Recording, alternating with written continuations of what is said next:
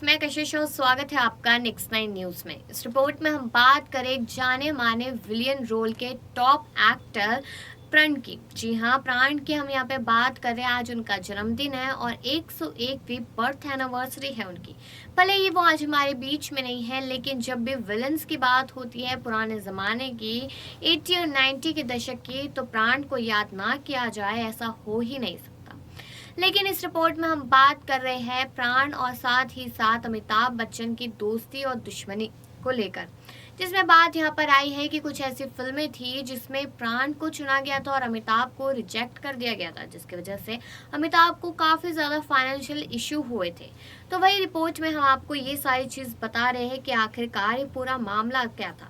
बता दें कि 50 वर्षों तक सिनेमा जगत में राज करने वाले प्राण अपने वक्त के सबसे महंगे विलन माने जाते थे, लेकिन 12 फरवरी जब आई थी पिछले साल, तो उन्होंने अपना दम तोड़ दिया था। उसी की अगर बात की जाए तो प्राण ने अकेले अपने अभिनय के दम पर कई फिल्मों को हिट कराया था, और जब फिल्मों में अमिताभ बच्चन को लेने की बात की जाती थी, तब उस समय में प्राण सामने अगर आ जाए तो प्राण को इनकार नहीं कर सकता था कोई भी डायरेक्टर और प्रोड्यूसर। तो इससे साफ पता चलता है कि अमिताभ बच्चन के पेट पे लात मार दी थी प्राण ने। लेकिन उसके बाद इनके बीच क्या झगड़े हुए, क्या मामले हुए और वो सुलटे या नहीं, वो हम आपको सब कुछ इस रिपोर्ट में ज़रूर बताएंगे। बता दें कि हिंदी सिनेमा के दिग्गज अभिनेता प्राण का आज जन्मदिन है। 12 फरवरी 1920 को पुरानी दिल्ली के बलीमरान में जन्मे प्राण ने हिंदी सिनेमा जगत में अपने काम के दम पर अलग पहचान बनाई थी। प्राण अपनी एक्टिंग से लोगों को दीवाना बना लेते थे। एक ऐसा समय था कि वह अच्छे अच्छे हीरो पर भी भारी पड़ जाते थे। बॉलीवुड के खलनायकों में प्राण का नाम सबसे ऊपर लिया जाता है। प्राण एक ऐसे विलन थे जिन्होंने अपने अभिनय से न सिर्फ दर्शकों को डराया, बल्कि अपने दमदार अभिनय से रुलाया और हंसाया भी। बॉलीवुड के जिस दौर में राजेश खन्ना, अमिताभ बच्चन और धर्मेंद्र जैसे दिग्गज अभिनेता राज कर रहे थे, ऐसे में प्राण ने अपने अभिनय से खूब सुर्खियां बटोरी।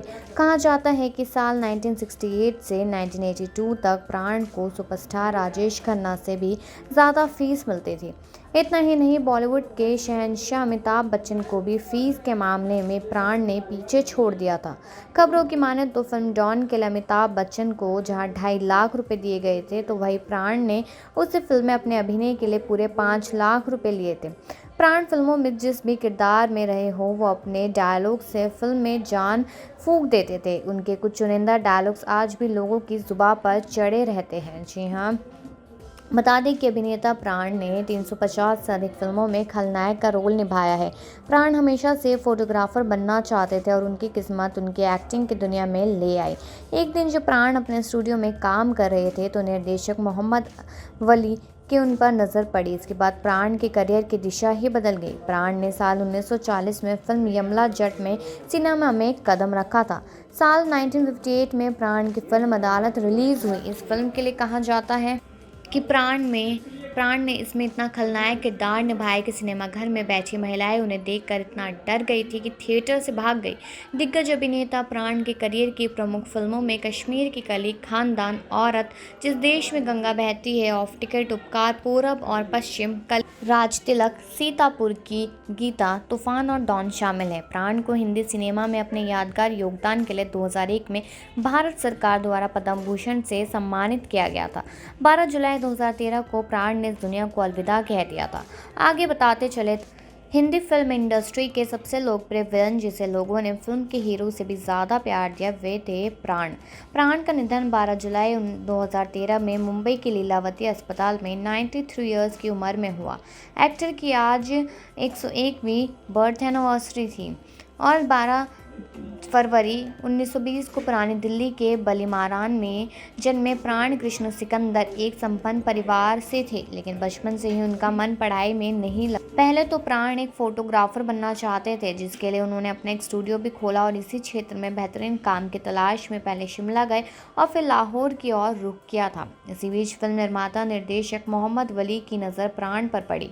दरअसल उस समय एक्टर ऑडिशन से ज़्यादा किसी अनजान जगहों पर फिल्म मेकर्स को मिल जाया करते थे। मोहम्मद वली ने अपनी फिल्म यमला जट के लिए एक नई चेहरे की तलाश कर रहे थे और इस खोज में उन्हें प्राण मिल गए। साल 1940 में फिल्म यमला जट रिलीज हुई और इसी के साथ एक्टर का सफर शुरू हो गया। ऐसे ही प्राण के फिल्मी करियर ने गति पकड़ी। आज़ादी के बाद भारत पाकिस्तान का बंटवारा हो गया और प्राण अपने परिवार के साथ लाहौर छोड़कर मुंबई आ गए थे। मुंबई आने के बाद उनका करियर दोबारा से शुरू हुआ। करीब 5 से 6 महीने तक एक्टर को कोई काम नहीं मिला। स्थिति इतनी खराब हो गई कि एक्टर को अपनी पत्नी के गहने बेचकर और होटल में काम कर गुजारा करना पड़ा। इस दौरान फिर एक बार प्राण की किस्मत पलटी और उन्हें बॉम्बे टॉकीज की फिल्म जिद्दी में काम मिल गया। फिल्म में उनके साथ देवानंद और कामिनी कौशल थे। यह फिल्म हिट साबित हुई। इसके बाद प्राण ने जीवन में कभी पीछे मुड़कर नहीं देखा। आज़ाद, देवदास, राम और श्याम, जंजीर, जॉनी मेरा नाम, आदमी, देश प्रदेश, वारदात जैसी फिल्मों में ज़बरदस्त किरदार निभाया। अपने अभिनय के दम पर 70 के दशक में प्राण स्टारडम के मामले में फिल्म के हीरो से भी ज़्यादा डिमांड में आ गए। कुछ मीडिया रिपोर्ट्स की माने तो प्राण सुपरस्टार राजेश खन्ना से भी ज़्यादा एक फिल्म के लिए फीस लेते थे।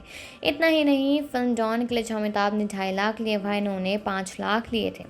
इसी से प्राण की शख्सियत का अंदाज़ा लगाया जा सकता है। आज़ादी से पहले और बाद के दशक को मिलाकर देखा जाए तो उन्होंने करीब 7 दशक तक फिल्मों में काम किया और 350 से ज़्यादा फिल्में की। इतनी सफलता के बाद भी प्राण सभी किसी कंट्रोवर्सी में नहीं आए, जो करीब बेहतरीन इंसान की पहचान होती है। जी हाँ, इस तरीके से उन्होंने अपना करियर भी गुजारा। आगे बता, आप सदी के महानायक अमिताभ बच्चन के बारे में तो जानते हैं, लेकिन क्या आप सदी के खलनायक के बारे में जानते हैं? ये वो खलनायक था जिसकी कुटिल मुस्कान और आंखों से घूरना दर्शकों में खौफ पैदा कर देता था। लोगों ने उसके नाम से अपने बच्चों के नाम रखने बंद कर दिए थे। आज ही क्या कहानी है कि दिग्गज अभिनेता प्राण की उनका तकिया लामा बखरूदार हिंदी सिनेमा में आज की उनकी याद दिला देता है। वहीं पुरानी दिल्ली में जन्म लेने वाले प्राण का ज़्यादातर वक्त लाहौर में गुजरा। उनका पूरा नाम प्राण किशन सिकंद था, जो फिल्मों में आने के बाद सिर्फ प्राण रह गया था। दिल्ली में उनका परिवार बेहद समृद्ध था। वे बचपन से ही पढ़ाई में होशियार थे, खासतौर पर गणित में। उनके पिता भी इंजीनियर थे।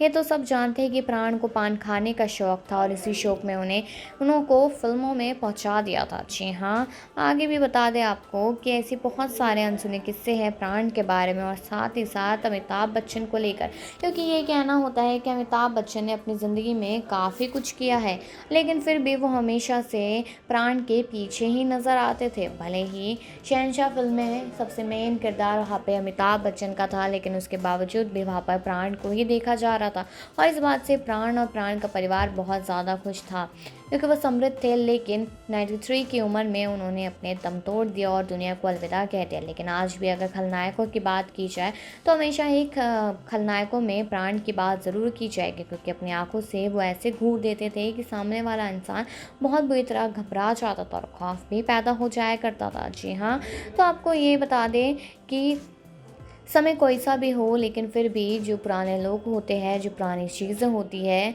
वो हमेशा याद रहती, क्योंकि कहा जाता है कि ओल्ड इज़ गोल्ड।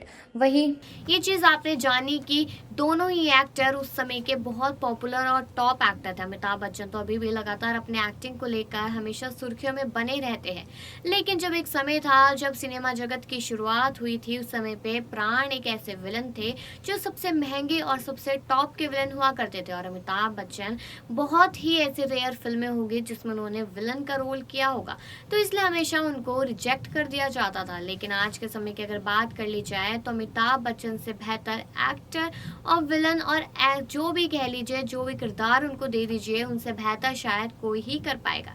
लेकिन आपको ये अनसुना किस्सा कैसा लगा है, ये कमेंट सेक्शन में ज़रूर बताएं और बाकी खबरों के लिए देखते रहिए नेक्स्ट 9 न्यूज़।